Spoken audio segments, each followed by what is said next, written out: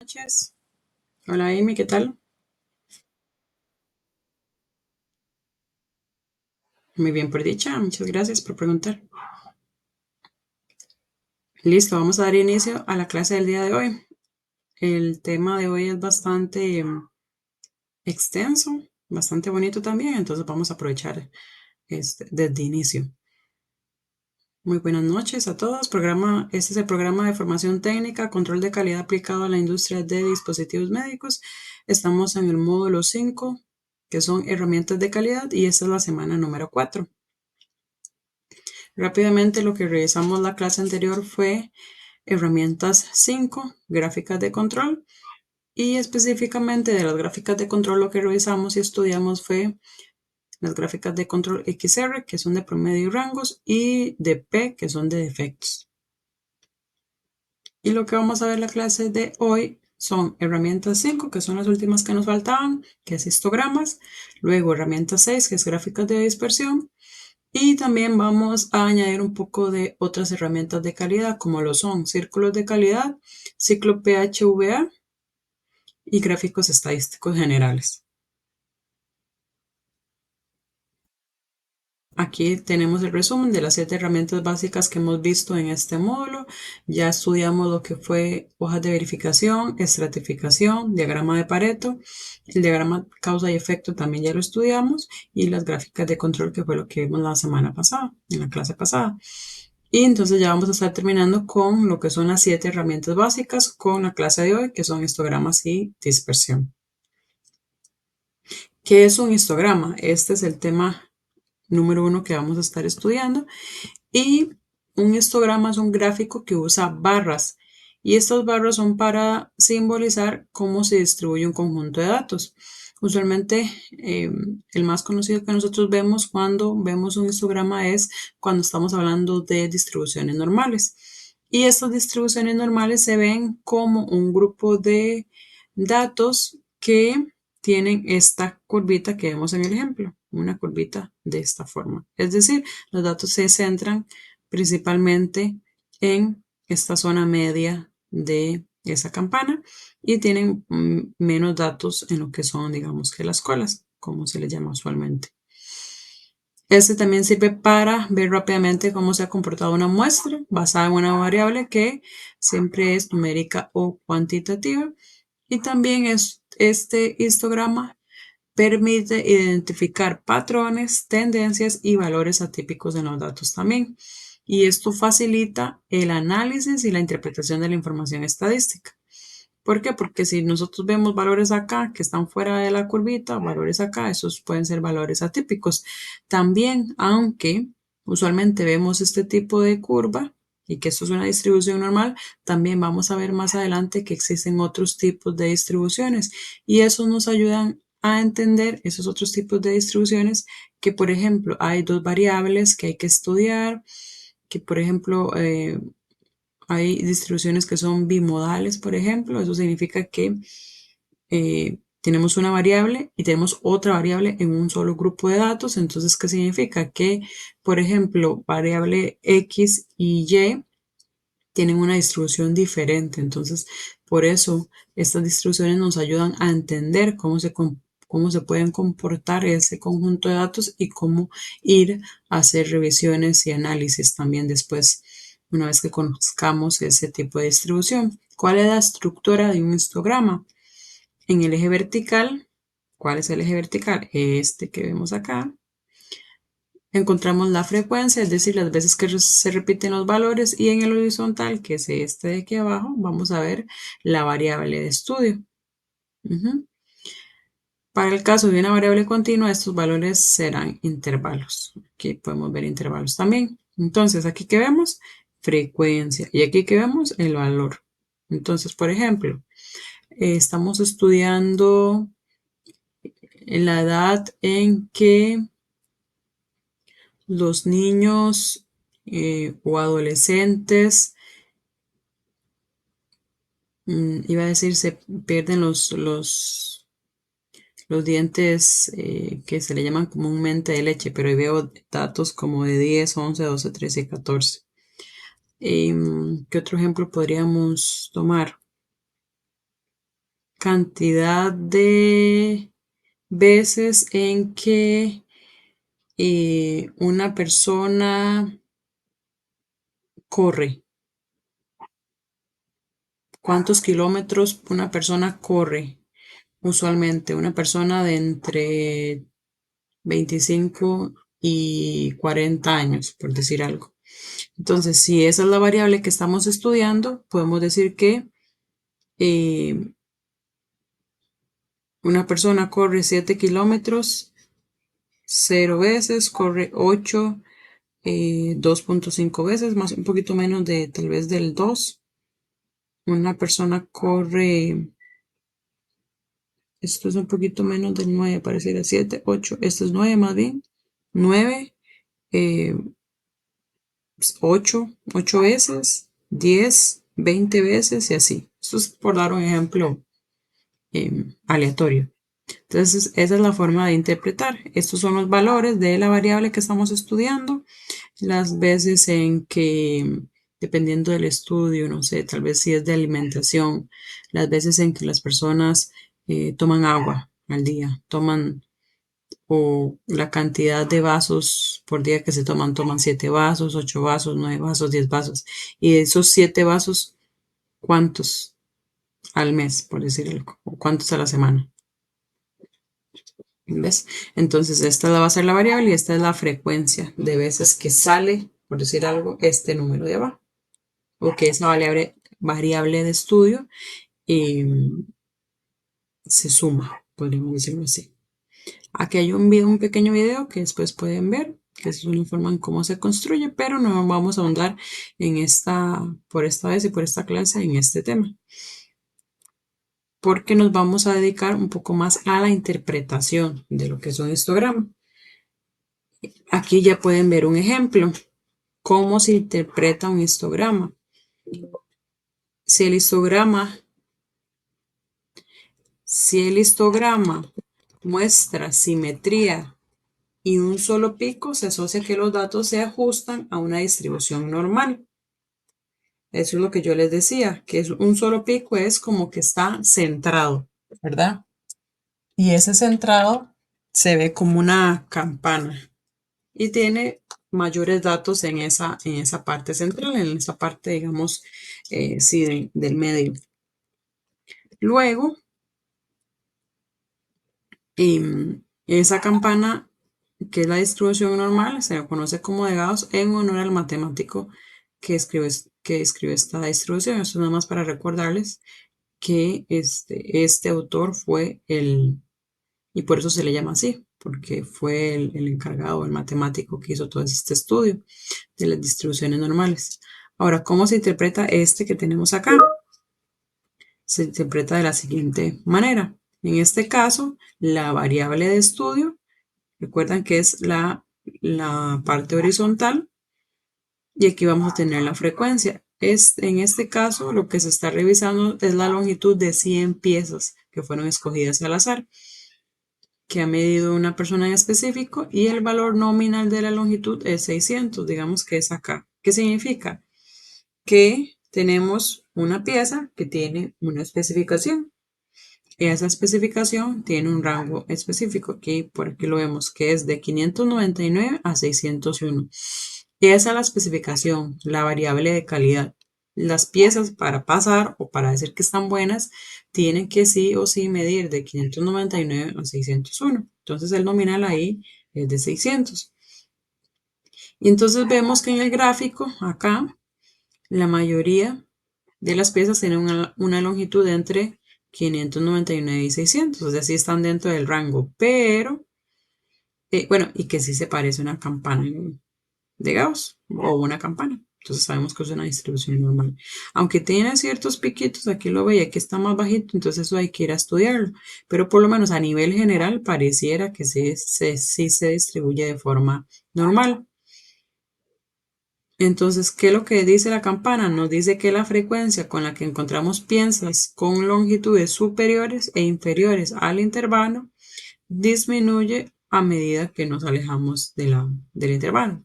Entonces, ¿qué quiere decir eso? Que en el intervalo o en la especificación vamos a tener más piezas y como nos vamos alejando, por ejemplo, para acá, va disminuyendo cada vez la cantidad de valores que encontramos y por supuesto la cantidad de veces que encontramos ese valor, o sea, esta frecuencia. Entonces, si nos vamos a hacer para acá, vamos a ver menos, menos hasta que no veamos nada, porque nos estamos alejando de ese eje central y de ese rango también que está en la especificación. Y además, cuando observamos el rango de variación, podemos ver que hay muchas piezas que están fuera de tolerancia. Eso es lo que les decía, que la tolerancia es 599 a 601, pero todos estos de acá entonces son valores que están fuera de rango. Estos valores de acá están fuera de rango, entonces hay que entender por qué. Y si vemos, este digamos es el valor mínimo, el 599, y este es el valor máximo, 601, y el nominal es 600 que está acá. Pero si vemos, tira un poquito más hacia un lado, hacia la parte mínima. Entonces eso también hay que entender porque hay más valores de un solo lado y no está centrada en las tolerancias. Entonces hay que hacer un pequeño estudio, pero esa es la forma en cómo se interpreta un histograma que tiene especificaciones, que tiene los valores en la parte horizontal, ¿verdad? Las variables y que tiene una distribución o una frecuencia más bien a este lado vertical. ¿Alguna duda hasta acá?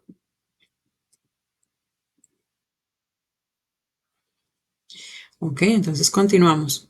S, bueno, importante. Esto es de forma simétrica. ¿Por qué? Porque estamos diciendo que si partimos del punto central y nos vamos a este lado, vemos que se comporta muy similar. Va uno mayor, después se va haciendo más pequeño y así va. Y el otro lado pareciera muy similar. Este es el único que se sale un poquito ahí de lo normal, este porque está más arriba, pero si lo vemos en general también se comporta muy similar. Eso es asimétrico, que para un lado se ve igual y para el otro lado se ve muy similar también, o igual. Y asimétrico es que no tiene algo similar si partimos desde el centro. Si ustedes ven, partiendo desde el centro, digamos que es el 24, vemos que este tiene dos barritas iguales, una barrita arriba, y eso es baja totalmente, después no tiene nada, después sigue otra barrita.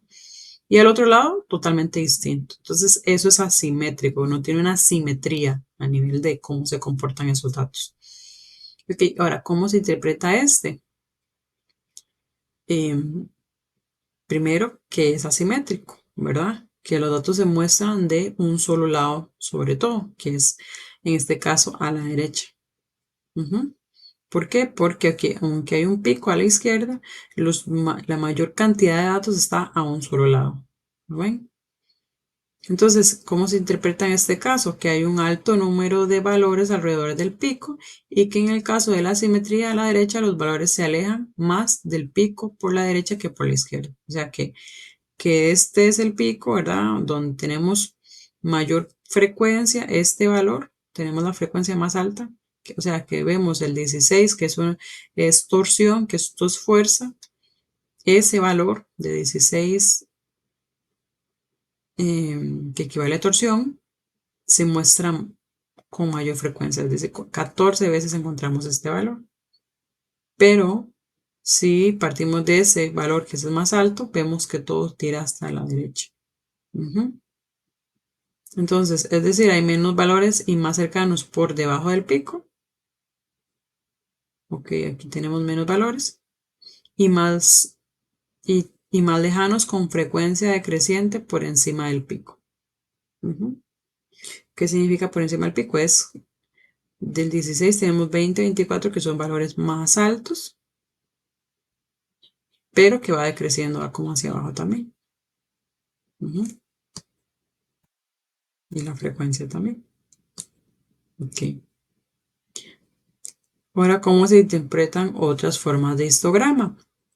Esta es otra forma de histograma y es lo que yo les decía, un ejemplo de una distribución bimodal. Es algo similar. En caso de bimodal es que tendríamos, podemos quitar, digamos, todo esto. Vamos a ver si aquí me sale un lapicito. Quitaríamos todo esto, ¿verdad? Y vemos que aquí hay un grupo de valores y aquí hay otro grupo de valores. Si lo viésemos así, esto sería una distribución bimodal porque vemos un grupo alto de valores que se distribuyen de cierta forma y tenemos otro grupo acá, ¿verdad? Y que tenemos aquí un sector que no tenemos valores. Entonces, esto es una distribución o pareciera que se ve, se observa de esta forma y aquí tendríamos otra. Ahí cuando vemos un histograma de esa forma es bimodal. En este caso no es bimodal porque tenemos en realidad valores. Vamos a borrar esto. Valores o un tercer grupo de valores. Entonces pareciera que hay tres variables distintas en un solo grupo de datos que serían en este histograma. Entonces, eh, cuando hay más de un pico, esto suele ser un indicador de que hay otra variable que no estamos visualizando directamente, que separa en grupos nuestra variable numérica.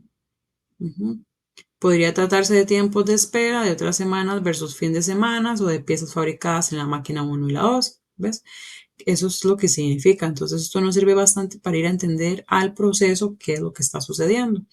Porque a veces agarramos, por ejemplo, en este caso, tenemos vibración, tenemos que hay datos en 3120, hay datos en 3150, hay 3180, 3210, 3240 y 3270. Entonces, hay ciertos grupos, ¿verdad? Que se comportan o tienen una frecuencia más o menos al 16. Hay otro grupo que se comportan alrededor del 15, podríamos decir, y hay otro grupo que se comporta un poquito más arriba. Entonces, usualmente cuando pasa esto es porque hay algo específico que hace que se comporte así, como lo decía el ejemplo, que por ejemplo tenemos entonces que todo ese grupo de máquinas encontramos que en realidad, o ese grupo de datos más bien, se hizo en tres máquinas distintas. Entonces, una máquina se comporta distinta a la otra y a la otra también. Entonces, si nosotros vamos y entendemos el proceso, decimos, wow, eso se comporta así porque en realidad el grupo de maquinaria o el equipo es distinto. Entonces, me hace que los grupos al final se vean así separados. O, como lo dice ahí también, que se hicieron en diferentes días o se hicieron en diferentes semanas. Entonces, eso hace que haya variación en los datos y por eso me hacen grupos. Esa es una forma de ver y siempre entonces tenemos que ir a entender por qué se comportan así los datos y ir a entender el proceso. ¿Ok? ¿Alguna duda hasta acá? Gracias. Y también en un histograma podemos ver valores atípicos. Es lo que les decía que teníamos, por ejemplo, una distribución normal y hay ciertos valores que están por fuera de esa campana de Gauss. Entonces esos valores son valores atípicos y también hay que ir a entenderles al proceso por qué están saliendo. Y siguiendo con el concepto de rango de variación, cuando se observan valores muy dispersos, o alejados de la mayoría de los valores y con poca frecuencia nos pueden indicar que se trata de valores atípicos. Entonces, qué sé yo, que tenemos una campana acá y tenemos aquí varios valores que van así subiendo porque es una distribución normal. Aquí, y aquí tenemos más valores, aquí tenemos más valores aquí. Y tenemos unos cuantos acá y unos cuantos por acá. Sigue siendo una distribución normal, pero hay esta cantidad de valores que están siendo anormales, por decirlo así. O vamos a decirlo de forma correcta, que sería atípico. ¿Ok?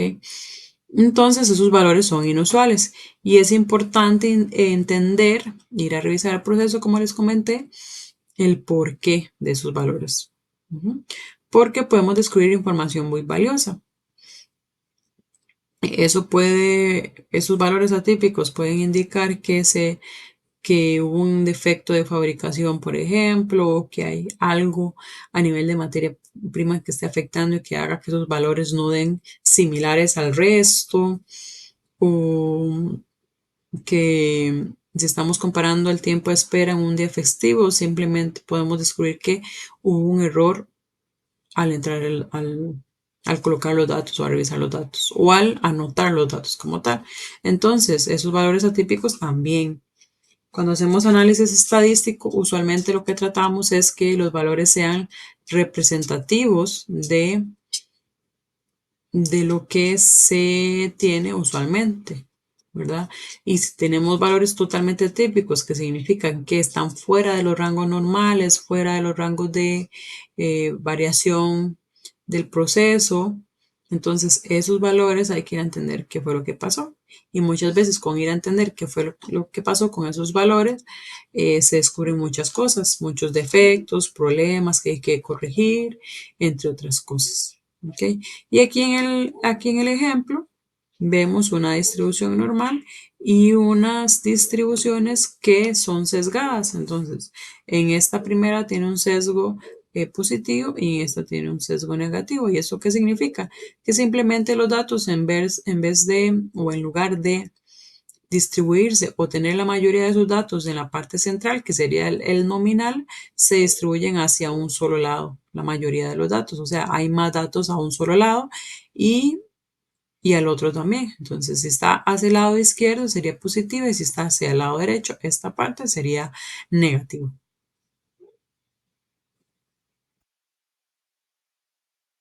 ¿Okay?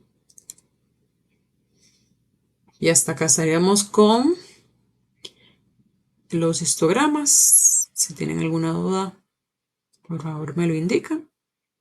Y si no, estaríamos siguiendo con este tema, el diagrama de dispersión. ¿Okay? Si no hay ninguna duda, entonces continuamos. ¿Cuáles son los diagramas de dispersión? Son los que se utilizan para estudiar una posible dependencia entre dos variables, es decir, que si tengo un valor X, si yo subo ese valor, el valor Y va a subir también, por ejemplo. O si yo disminuyo el valor X, el Y va a disminuir también. ¿Por qué? Porque uno es dependiente del otro. Uno cambia si el otro también cambia. Entonces eso es que el valor dependiente del otro, que usualmente siempre es el dependiente es X y el independiente es Y, ese valor es el que va a cambiar de acuerdo, digamos, hablando del valor Y, va a cambiar de acuerdo a lo que cambie también X. Entonces aquí vamos a ver los ejemplos. Estos sirven para averiguar la intensidad de la relación entre dos variables numéricas y el eje X representa la variable independiente, mientras que el eje Y representa la variable dependiente. En este caso es cuando vemos así, cuando lo vemos de esta forma, ¿verdad? La variable entonces X, acá abajito, toda esta zona representa la variable independiente y el eje Y, aquí estamos hablando de ejes. Lo que no quiero que confundamos es con las variables. ¿Por qué? Porque los diagramas de dispersión eh, obtienen una fórmula, que estas fórmulas podemos tener en Excel o en software estadísticos como por ejemplo Minitab o incluso en Excel podríamos revisarlo o a veces también incluso en la calculadora. Entonces, que ingresando los datos, revisando cuáles haciendo ese análisis de datos, el mismo aplicación o software tira cuál es esa fórmula o cuál es esa forma en que una variable depende de la otra y hace toda una fórmula. Entonces, esas son diferentes. Esas son las variables. En este caso, aquí estamos hablando de los ejes, porque estamos hablando del diagrama como tal. Entonces, en el eje X, nuevamente para que lo tengamos claro, aquí abajo, este eje, vamos a ver la variable independiente, ¿ok? La que va a subir como ella quiera. Si ella eh, significa que no depende de otra variable para cambiar. Y y el otro eje es el que sí, que si este sube o baja, este también se va a ver afectado de alguna forma u otra. Y aquí vamos a ver los tipos de regresión más usados. Tenemos una correlación negativa, que es perfecta, que es que tenemos varios puntos y si realizamos o trazamos una línea, en esos puntos se ve que todos están en línea, así tal cual, como se muestra. Entonces es una correlación negativa perfecta y se representa con un -1. Cuando vemos una correlación negativa fuerte es que sí hay. Si le trazamos una línea, se ven que la mayoría de los puntos o los datos están cercanos a la línea, pero no están encima o directamente en la línea. Ese se ve como un -0.8. Cuando vemos un 0.3, este valor de regresión, y la vemos de esta forma, es que es una correlación negativa débil. Es decir, que si los datos se distribuyen o se ven que van hacia abajo, partiendo de este punto como si fuera el punto inicial y vemos que va decreciendo, pero no se ven tan unidos, se ven separados esos datos, entonces por eso se ve que es una correlación negativa, débil, negativa porque van hacia abajo, débil porque no están tan unidos. Una regresión igual a 0 es una correlación nula, o sea que todos los datos están separados, no tienen una eh, no se comportan de alguna manera específica, es decir, que no van todos hacia un mismo lado o decreciendo o creciendo, que están todos juntos, entonces eso significa que no hay correlación de ninguna forma. Ahora una regresión 0.2 es una correlación y que se vea de esta forma es una correlación positiva débil, es decir, que se ven los datos que van creciendo partiendo desde acá como el punto 0 y de acá también, digamos, este eje que sería el eje vertical o el Y y el horizontal o el X, partiendo de ahí como el punto 0, entonces van creciendo y aumentando su valor y esta forma se ve separada los datos, entonces sería positivo porque van creciendo, pero débil porque no están muy unidos los datos. Y luego una regresión, una R igual a 0.8 es que es una correlación positiva fuerte porque los datos van creciendo y fuerte porque están bastante unidos. Y positiva perfecta es que los datos siguen una distribución, podríamos decirlo así, pero se ve de forma lineal. O sea, que si trazamos una línea, todos los datos se ven por encima de esa línea de forma perfecta. Ujú. Entonces, ¿para qué se utiliza un gráfico de dispersión? Para mostrar cómo dos variables se relacionan entre sí. Entonces, de esta forma va a ayudar a estudiar las relaciones que existen entre dos factores, que pueden ser problemas o causas, y estas relacionadas pueden ser relacionadas con la calidad o un problema de calidad como tal y su posible causa. ¿Cómo se hace la construcción de un gráfico de dispersión? Aquí tenemos un ejemplo.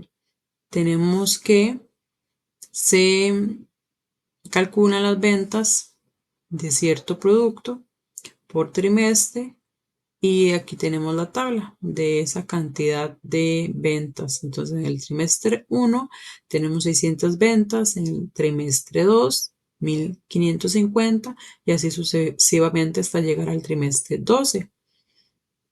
Entonces vamos a suponer que con estos datos la administración solicita que se haga un pronóstico, la administración, de las ventas esperadas para los próximos 4 trimestres. ¿Y cuáles serían esos? Entonces, el 13, el 14, el 15 y el 16, o sea, los que siguen. Entonces, ellos lo que quieren saber es cómo se va a comportar estos datos de acá, estas ventas.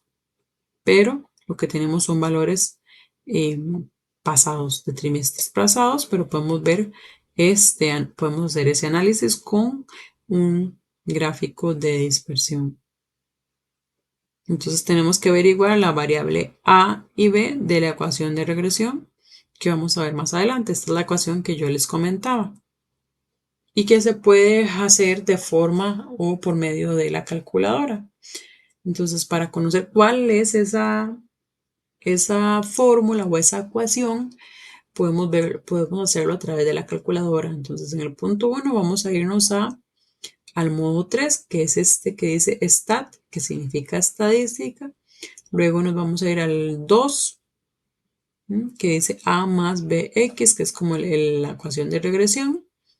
Se ingresan los datos, ahí vemos X y Y, entonces trimestre 1 vamos a poner 600, trimestre 2, 1550, 3, 1500 y así vamos sucesivamente hasta llenar todos los datos que teníamos en el ejemplo. Luego ponemos a C y luego ponemos o le damos clic a Shift más 1 más REGR, que es este 5. Que es de regresión. Y la calculadora entonces va a generar los datos R, A y B, que son los que vemos aquí. El 1 es el A, el 3 R, 5, esos datos que no, en realidad no los utilizamos, lo que nos van a interesar son los R, A y B. Y esto es lo que vamos a tener. R, A y B nos dio 96 o 96%, A nos dio 441.7 con esos valores que ya ingresamos y el B nos da 359. Entonces, el R, que es el tipo de regresión, en realidad en este caso, es el nivel de confianza determinado por el inspector y es relativo al nivel de error que se espera. Entonces, en este caso sería 100 menos 4, que el 100 es el porcentaje total, por decirlo así, y eso nos va a dar el nivel de confianza, que es 96, y así nos dio acá. Menos 4 estamos averiguando 4 datos en este caso. Estos datos los genera la calculadora científica o bien Excel. Entonces, en este caso ya lo vimos y lo hizo solito totalmente la calculadora. Y nos dio esta ecuación de regresión que es A más B por X. Entonces, ¿qué significa? Que Y, que es la variable que estamos buscando, que serían las ventas, va a cambiar si hacemos esta ecuación que sería A, en este caso sería 441.7 más B, que sería 359.6 por X, que en este caso son los trimestres. Entonces, para el trimestre 13, lo vamos a multiplicar por B, por el 359, y le vamos a sumar A, que serían 441.7, y nos va a dar 5116.7. En el 14 nos va a dar 5476.4, 15 5836 y así hasta el 16, que eran los datos que necesitábamos. Entonces, con solo entender que esto se puede hacer o estudiar y analizar con una regresión o con una gráfica de regresión, podemos tener datos valiosos con ya información dada.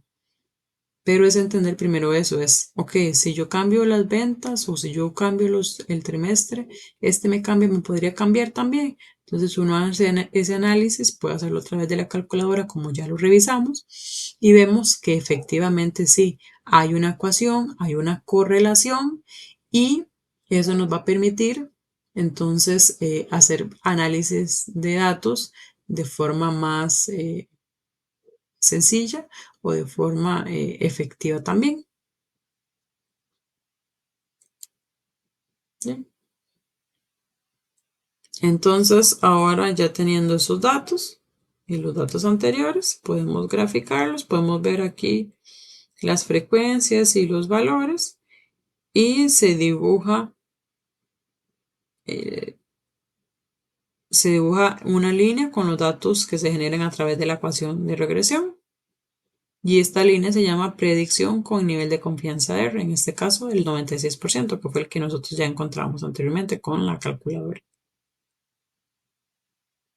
¿Okay? Esa es una forma de hacerla con la calculadora, pero también se puede hacer con Excel. Y es con los mismos datos que teníamos acá.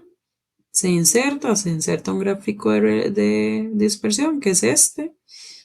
Y aquí vamos a ver el tema de la fórmula. Podemos ver un diseño rápido en este caso, en la parte de diseño, y ahí hay una gráfica específica que viene, si ustedes ven, con fx, que es que también se le puede poner ahí solito una ecuación, que esa ecuación se va a determinar de acuerdo a los datos que se le están colocando, que será el mismo del ejemplo, todos los datos que vimos de ventas y de trimestre. Y eso nos va a tirar, si lo ven, la misma ecuación, 359 x más 441.67. Y el r a la 2, o la raíz cuadrada, nos va a dar al final el mismo dato, que son 96%, que es esta del valor de la línea. ¿Hasta acá alguna duda con histogramas y gráficos de dispersión? Ok, gracias, Amy. Entonces continuamos. Tenemos los círculos de calidad.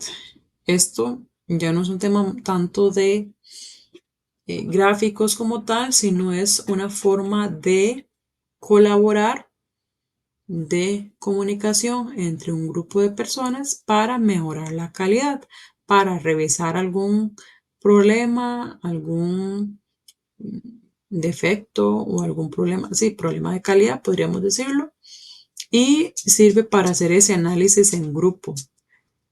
Entonces, se conoce como círculo de calidad de Ishikawa también, o círculo de calidad de control, o en general círculos de calidad como tal. Y estas formas o metodología para mejora hace referencia a un grupo organizado de personas que se reúnen bajo el propósito de identificar, como yo les decía, problemas relacionados con un tipo de trabajo en específico.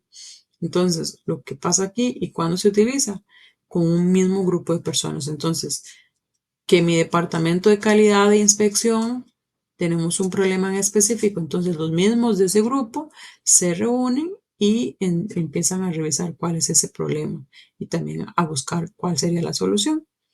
Y la idea básica de los círculos es crear conciencia de calidad y productividad en todos y cada uno de los miembros de la organización y cómo a través de ese trabajo en equipo y a través de intercambios de conocimiento, de experiencia, de información para crecer y para dar soluciones efectivas. Aquí vamos a ver un poquito más. Aquí viene una información, pero esta información la vamos a ver también más a detalle en los siguientes slides. Entonces, ¿cuál es el origen de los círculos de calidad?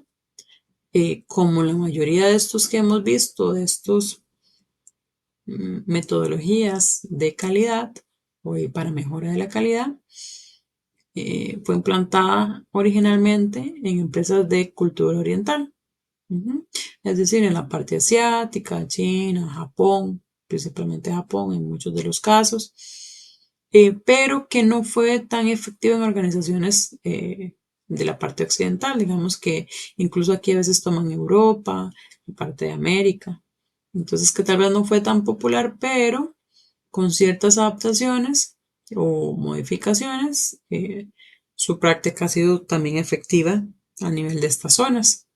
¿Por qué? Por lo que ya vimos, porque ayuda a mejorar, eh, a revisar problemas, a trabajar en equipo, a compartir mejoras y esto ayuda claramente al final a siempre mejorar.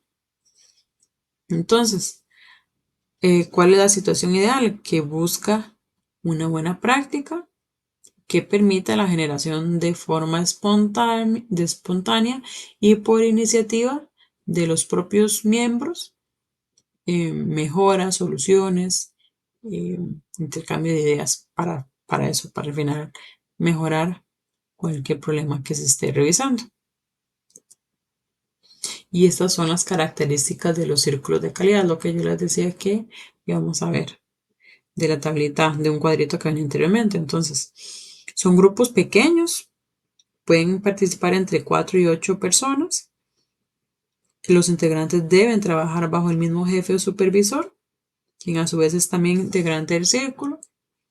Todos sus miembros deben laborar en un mismo departamento o área de trabajo, que esto es parecido al anterior. Y la participación es voluntaria y sus reuniones se realizan fuera de horarios de trabajo. A veces se utilizan dentro de horarios de trabajo y eso no hay ningún problema, pero estas son las características generales que se pueden tener de un círculo de calidad. Entonces, grupos pequeños, entre 4 y 8, mismos departamentos, usualmente bajo el mismo supervisor y a veces, no siempre, se hacen incluso fuera de horarios de trabajo.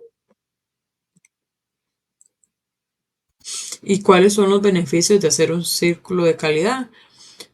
Que fomentan el trabajo en equipo, y la colaboración, aumentan la motivación y el compromiso profesional de los empleados, generan un ambiente de aprendizaje y desarrollo profesional, empoderan a los empleados a darles voz a las mejoras de la organización. Por supuesto, aquí siempre se pretende que todas estas mejoras que salen de un círculo de calidad sea escuchado. Es decir, no que se hizo algo, qué bonito, se hizo esa mejora, mira, bueno, y no se haga, no se den los recursos necesarios por parte de la administración o de la gerencia para poder hacer esas mejoras, que no siempre necesariamente es que requieran recursos o dinero o entre otras cosas, pero por lo menos sí que sea escuchado, que abran espacios para poder o tiempos para las personas para poder trabajar en esas mejoras que se descubrieron.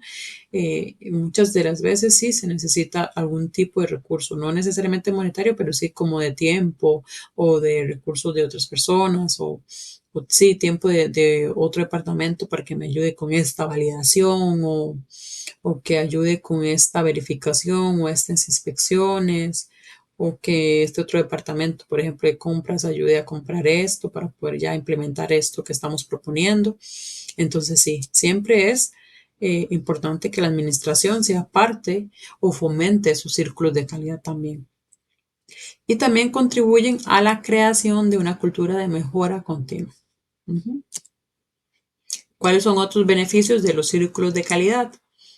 Mejoras en la calidad de los productos y en la productividad de la empresa, reducción de costos, promoción de la satisfacción del personal por su trabajo, autodesarrollo del personal, creación de conciencia por la calidad y la productividad. Todo esto por implementar círculos de calidad en una empresa. Que estas últimas, si lo vemos acá, también mejoran las relaciones humanas, importantísimo también en una empresa. ¿Cuáles son las etapas de la operación de los círculos de calidad? La primera, a nivel de los empleados, quienes identifican, analizan y presentan una solución de un problema a la gerencia. Y la segunda, a nivel gerencial, quienes acogen las sugerencias y estudian su posterior aprobación. Esto es lo que les mencionaba, que es muy bueno, es muy bonito tener un círculo de calidad, ¿verdad? Donde se puedan generar ideas, donde se puedan comunicar las personas, hablar, eh, hacer mejoras, por lo menos proponer mejoras. Pero esta primera parte se va a quedar hasta ahí si no hay esta segunda parte, si no hay apoyo gerencial que acoge esas sugerencias y pueda estudiarlas para aprobarlas e implementarlas. Entonces, siempre tienen que tener esas dos etapas. ¿Y cuáles son los pasos para la operación de los círculos de calidad? Tenemos 9 pasos. El primero es seleccionar los problemas a resolver o el problema a resolver, ¿verdad? A veces si abarcamos mucho, no hacemos nada. Entonces, tener un alcance también bien definido para poder seleccionar ese problema. Luego se define o establece la situación actual del problema.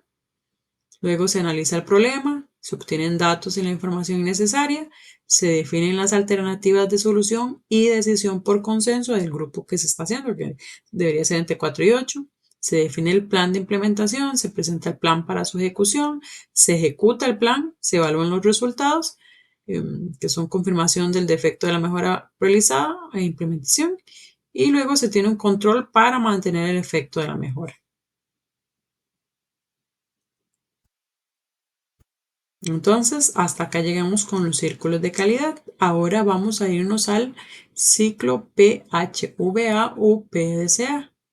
Y esto es base para normas ISO. Entonces, esto lo hemos estudiado en varios módulos pasados, pero es importantísimo porque son como aquí lo dice, es una base, es algo básico que a nivel de calidad tenemos que conocer, porque son metodologías de mejora. Y acá tenemos que tener claro que cuando vemos un PHVA, se refiere exactamente a lo mismo que un PDCA. ¿Cuál es la diferencia? Que uno es en español y uno es en inglés, pero es exactamente lo mismo. Este es plan, do, check, act. Planear, hacer, chequear y actuar. Y este otro es planear, ese ya está en español. Plan, o sí, planear, planificar, hacer, verificar, que acá lo decíamos como chequear, y actuar. Entonces es exactamente lo mismo. El ciclo PHVA o PDCA fue introducido por Walter Sheward, que es el padre del control estadístico de la calidad, y fue posteriormente desarrollado por Edward Deming. Es una estrategia interactiva de resolución de problemas para mejorar procesos e implementar cambios.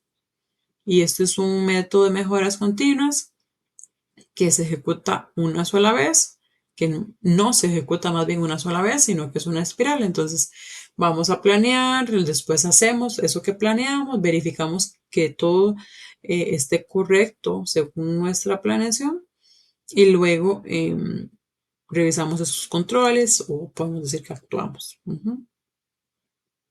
Y al seguir el ciclo de PHVA, los equipos desarrollan hipótesis, ponen a prueba las ideas y las mejoran. Entonces es muy importante o es muy útil cuando tenemos problemas que son fáciles de encontrar cuál es esa causa raíz. Entonces, de una vez vamos a planear, vamos a hacer, vamos a verificar y vamos a mejorar o vamos a actuar. Cuando tenemos problemas que son más difíciles de encontrar cuál es su causa raíz o tienen múltiples causas raíces, que en realidad no serían causas raíces, sino múltiples variables atributivas o variables que afectan ese problema. Esas, esos tipos de problemas no son recomendables utilizar esta metodología de mejora. ¿Por qué? Porque esta es como más rápida, más sencilla, más fácil si tenemos algo que sea más fácil de identificar de la misma forma. Pero como les dije, si es algo más difícil o no se puede encontrar fácilmente esa causa raíz, entonces hay que utilizar otras metodologías, por ejemplo, DMAIC, que hay que definir, que hay que ir a medir, que hay que ir a analizar, y en ese análisis y en esa medición se utilizan un montón de otros eh, gráficos o variables estadísticas. Entonces, nuevamente, como les dije, este es para problemas más sencillos, más fácil de encontrar su causa raíz. Y aquí lo vemos. Entonces, planificar. En esta parte se establecen los objetivos, las acciones, los indicadores y los métodos. En la parte de hacer se pone a práctica el plan, se recopilan los indicadores. En la parte de verificar se comparan los resultados de ejecución versus el plan y en el actuar se toman acciones correctivas o se refuerza el proceso. Y así vamos en un círculo. Si algo falló aquí, entonces volvemos a planear, volvemos a hacer y a verificar y así. Es un ciclo de mejora. Aquí vemos un ejemplo de un plan de Check Act, donde tenemos varios escenarios. Aquí ponemos antecedentes, situación actual, objetivos, análisis de causa raíz, ponemos acciones de mejora, el plan de acción y seguimiento de las acciones. Esto es un formato que en realidad se utiliza y se conoce como A3 porque vemos diferentes fases donde en un solo formato visual podemos presentar un problema. En realidad este yo lo he visto un poquito más cuando son problemas más eh, mm, menos sencillo, podríamos decirlo así, más sustancioso, que requiere más de análisis y que en realidad se utiliza a través de otras metodologías como DeMai, como les mencioné. Pero podríamos hacer algo también sencillo para una metodología de PDCA o PHVA. Ujú. Entonces, es útil para ¿cuándo es útil esta metodología? Cuando se requiere simplificar y mejorar un proceso de trabajo repetitivo. Ve que aquí es sencillo ese problema. Se desarrolla un proceso de negocios nuevo, podría ser también comenzar a implementar mejoras continuas, iterar cambios rápidamente y ver resultados inmediatos. Por eso les decía que es algo que sea más ágil, más fácil o más inmediato también, minimizar errores y maximizar resultados, probar soluciones múltiples rápidamente. Para todo eso podemos utilizar un ciclo PHVA. ¿Alguna duda hasta acá con la metodología PHVA? Gracias. Entonces seguimos con los gráficos estadísticos. Como les comentaba, teníamos varios temas. Este es gráficos diferentes que ya hemos usualmente usado, por ejemplo, de barras o de pastel, eh, que en realidad utilizamos más comúnmente, pero aquí los vamos a repasar para ver por qué se utilizan o cuándo se utilizan cada uno, cuándo es tal vez más recomendable. Entonces, estadística descriptiva. Esta se dedica a la descripción, visualización y resumen de datos originados a partir de los fenómenos de estudio. Y estos datos, esta estadística descriptiva se puede resumir numéricamente o gráficamente. Entonces, su objetivo es organizar y describir las características sobre un conjunto de datos con el propósito de facilitar su aplicación, generalmente con el apoyo de gráficas, tablas o medidas numéricas. Entonces, aquí es cuando esa información y esos datos los representamos visualmente a través de diferentes tipos de gráficos. Aquí tenemos algunos ejemplos, como los que ya vimos, que son histogramas, pirámide poblacional, gráfico circular, entre otros. Y los ejemplos básicos de parámetros estadísticos son la media, que también podemos decir promedio, desviación estándar, entre otros estadísticos. Aquí vamos a repasar un momento lo que es la estratificación, que se clasifica en gráficos estadísticos y diagramas de flujo.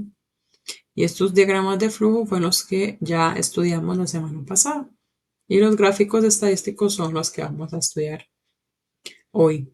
Los gráficos estadísticos son una forma simplificada y eficiente de representar los datos de forma visual. Esto para una correcta o correspondiente interpretación. ¿Y por qué se utilizan estos gráficos? Porque un gráfico o los datos, tampoco podemos decirlo, valen más que 1000 palabras. Este es un dicho. Y eso es una forma de representación estadística que muestra cómo se comporta una característica o variable en una población a través de este gráfico como tal. ¿Qué es lo que hace el gráfico? Hacer de forma visual o evidente el cambio de dicha variable en subpoblaciones o estratos en los que se ha dividido. Entonces, para todo eso es que se utilizan los gráficos. Aquí tenemos desviaciones, correlación, clasificación, distribución, cambios en el tiempo, magnitud, parte de un todo, espacial y todo eso. Vemos diferentes tipos de gráficos. Que por eso dependiendo de lo que estemos estudiando, es que se va a ver mejor, podríamos decirlo así, un tipo de gráfico. O es más sencillo también de mostrar esos datos a través de un gráfico en específico. Tenemos diferentes tipos de gráficos, por ejemplo, el circular, que lo vemos acá. Tenemos el lineal, que lo vemos acá con picos. Y tenemos en columnas, que el de columnas se divide en dos, el simple y el comparativo. El simple es que solo es una columnita. Y ese va a representar un dato específico aquí en el eje X. Y aquí vamos a ver usualmente también la frecuencia. Y el comparativo es que también vemos acá la variable, aquí vemos la frecuencia, pero vemos dos barras juntas porque estamos comparando una con la otra. ¿Cómo son los gráficos circulares? También esos gráficos se conocen como pastel, tarta, torta o gráficos 360 grados, pero usualmente y la mejor forma es circular o pastel y listo, o circular incluso. Entonces, este es un recurso estadístico que se utiliza para representar porcentajes principalmente y proporciones. El número de elementos comparados dentro de una gráfica circular suele ser de más de 4. Entonces aquí vemos el ejemplo. Aquí tenemos 1, 2, 3, 4, 5. Es más de 4. Y usualmente lo que vemos son proporciones. Aquí usualmente esto es 6%, este es 7, este es 6, este es 8, este es 9. Y es de forma más sencilla para ver. A veces, dependiendo de si es demasiados datos, tampoco es bueno utilizar un gráfico circular. Pero, nuevamente, ¿cuándo utilizar un gráfico circular? Cuando tenemos porcentajes y proporciones. Eso es de forma más sencilla para poder saber cuándo utilizarlo. ¿Cómo se construye? Se construye dividiendo un círculo en sectores circulares cuyos vértices coinciden en el centro. Entonces es el círculo. ¿Y cuál es el vértice? El puntito. Y esta área, vamos a hacerlo aquí. Tenemos el círculo. Este va a ser el vértice del triángulo, podemos decirlo así. Y aquí va a estar otro, que es este, el vértice, el puntito acá. Entonces aquí lo ven que coincide. Eso es de forma sencilla. Se divide en los 360 del círculo, los grados, en partes proporcionales a los porcentajes correspondientes, donde todo el círculo representa el 100%. Y aquí tenemos un ejemplo de datos para verlos. Entonces, tenemos que hay varias actividades, ir al cine, escuchar radio, y hay diferente cantidad de personas que les gusta hacer esa actividad. Entonces, para ir al cine, 560 personas les gusta. Escuchar radio, 95 personas. Entonces, eso lo podemos representar bajo un círculo, un diagrama de círculo. Aquí tenemos la misma tabla. Y aquí tenemos el total. Siempre importante totalizar y ordenar de mayor a menor. Y aquí tenemos que el mayor es 650, 560 y así vamos. Hacemos un total y vamos a calcular los porcentajes. ¿Cómo es un porcentaje? Sumamente sencillo y esto ya lo vimos también en clases pasadas y esto se ve en el cole también, pero podemos repasarlo nuevamente para que no se les olvide. El valor entre el total por 100. Y así sacamos los valores de todos. Y luego se calculan los grados 360 por el valor relativo, que sería el 360, que esto podemos decir que es lo que mide un circulito, por 42, que fue lo que sacamos acá, el porcentaje de equivalencia de esta cantidad de personas con respecto a la cantidad total. Y eso nos da 154.5 y así lo hacemos con cada uno para saber cómo deberíamos dividir ese círculo. Estos son los grados. Y esto es para poder hacerlo de forma manual. Entonces utilizamos este tipo de regla y ya lo podemos hacer. Entonces, aquí estamos aprendiendo hasta hacerlo de forma manual. ¿Cuál va a ser siempre mi consejo?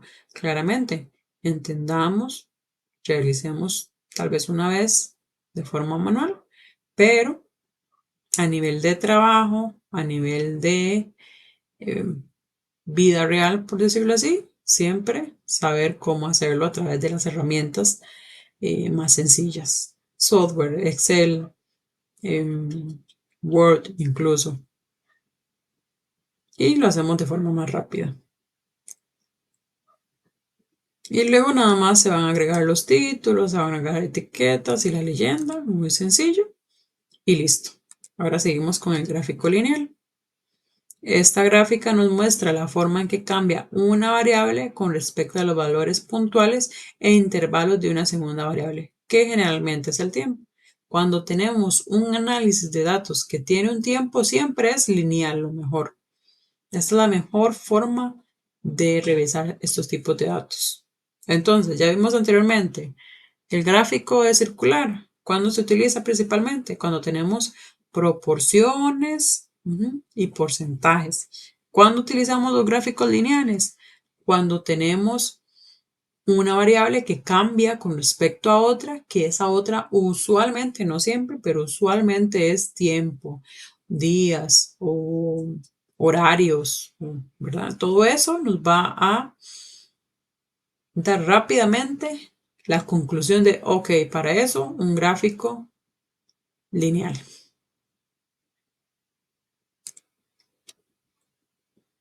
¿Cuál es la variable discreta? Es una variable que no puede tomar algunos valores dentro de un mínimo conjunto numerable y esto quiere decir que no acepta cualquier valor, únicamente aquellos que pertenecen al conjunto y estas variables se dan de modo coherente separaciones entre valores observables sucesivos.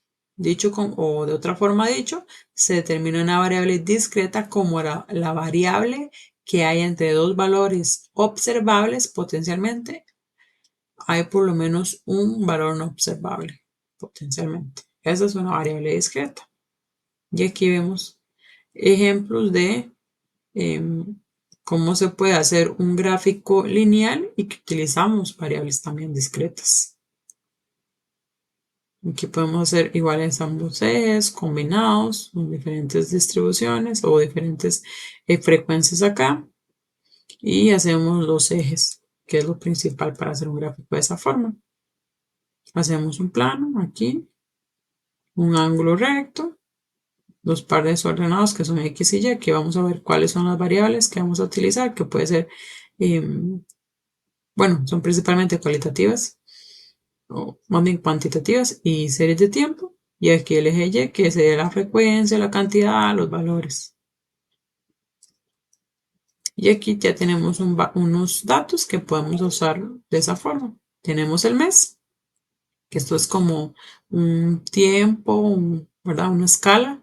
Y eso podemos hacerlo de esa forma, con ver datos así, de utilizar un gráfico lineal. Y aquí tenemos las ventas, que esos son los ubicados en el eje Y. Y aquí lo vamos a ver, ¿ves? Tenemos abajo, que es como la escala de tiempo, en este caso son meses, y el eje Y, que son las ventas. Y adentro de esos ejes ya vamos a dibujar los datos por puntitos, como lo vimos más o menos en los gráficos de control. Vamos poniendo los puntitos, los quedan, y después se unen los puntos, cada uno de los puntos, y así vamos viendo cómo se va comportando esos datos. Y si vemos acá, van creciendo. Entonces, algo está pasando en los datos, en el proceso como tal, que está haciendo que los datos vayan creciendo.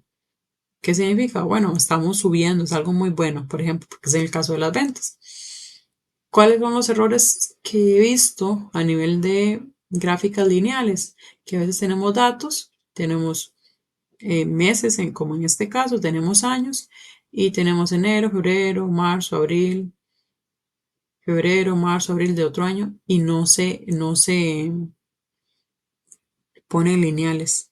Entonces, si lo hacemos en Excel, por ejemplo, los pone de menor a mayor, es decir, enero, enero, enero, febrero, febrero, febrero.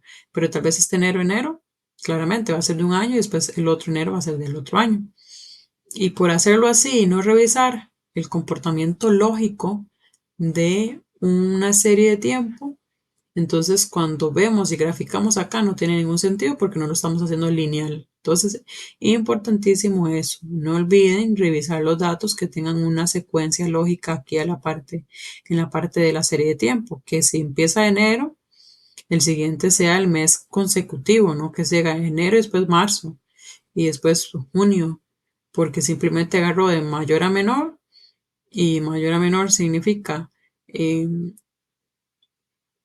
la diferencia o cómo se alinean dependiendo de cuál es la letra que inicia cada palabra, pero no cómo a nivel real es esa secuencia de esos meses o años o tiempo. Entonces, mucho cuidado ahí. Aquí lo vemos. ¿Cómo se ve? Y ahora vamos a seguir con los gráficos de columnas simples. ¿Hasta ahí alguna duda? Bueno, muchas gracias. El de columnas es bastante también sencillo. Lo usamos mucho en diferentes partes, en diferentes áreas, laboral o en estudios. Y es para dividir en categorías y comparar entre sí. Ujú. Pueden hacerse un gráfico de barras de números de defectos por tipo de máquina, cantidad vendida por tipo de producto, número de devoluciones por cliente, eficiencia por departamento, número de órdenes por vendedor al mes, etc. O sea, hay muchos casos donde se pueden utilizar gráficos de barras. En este caso, estos son casos que podemos utilizar. Un ejemplo para hacer un gráfico de barras tenemos departamento administrativo, ventas, producción, calidad de inventarios y empleados. ¿Cómo se va a hacer esto?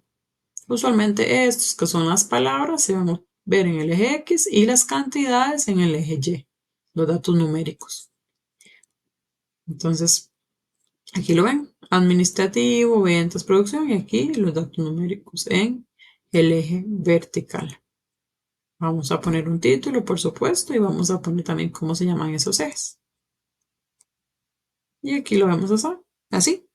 Misma distancia de un lado a otro, eso si lo hacemos también manual, si lo hacemos con algún software, con Excel y con Word, bueno, principalmente tal vez Excel es el más, pero bueno, no, en Word también hay varios gráficos que podemos utilizar en realidad.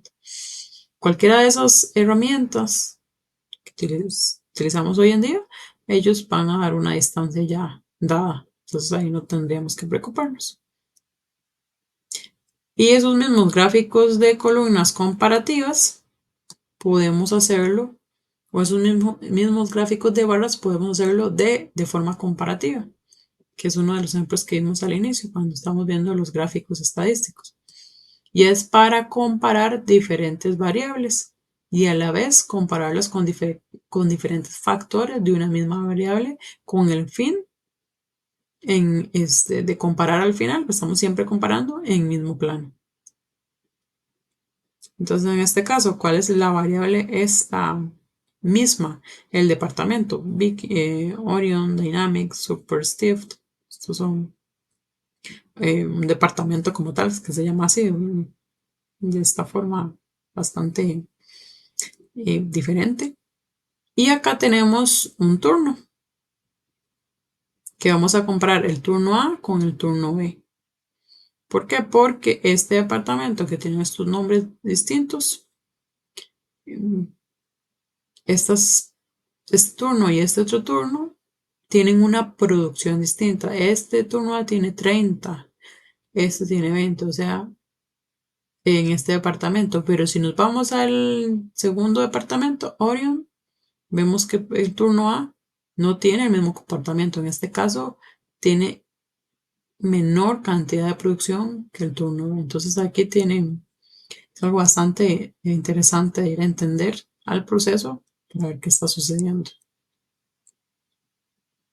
Y aquí tenemos los diferentes tipos de departamentos y aquí la cantidad de producción, que como les dije, entonces vamos a ver siempre aquí los que son cualitativos o los nombres, las variables, como en este caso departamentos, aquí las cuantitativas, para ver las cantidades aquí en las barras.